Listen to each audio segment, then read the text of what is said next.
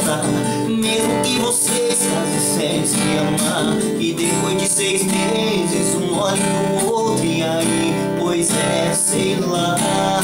Mesmo que suporte esse casamento por causa dos filhos por muito tempo, 10, 20, 30 anos, até se assustar com seus cabelos brancos. Um dia vai sentar numa cadeira de balanço, vai lembrar do tempo que tinha 20 anos, vai lembrar de mim e se perguntar por onde esse cara deve estar.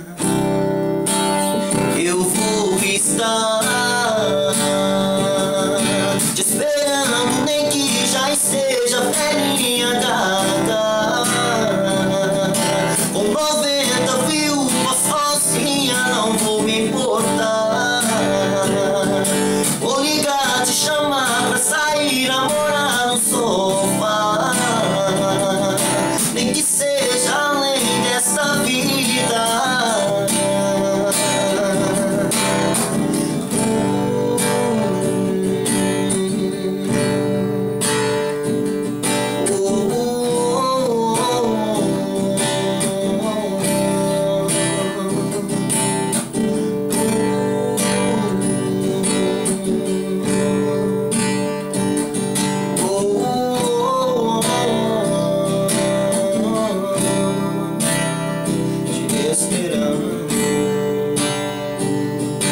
Rafael Dantas oferece um excelente domingo de Páscoa a todos vocês. Obrigado.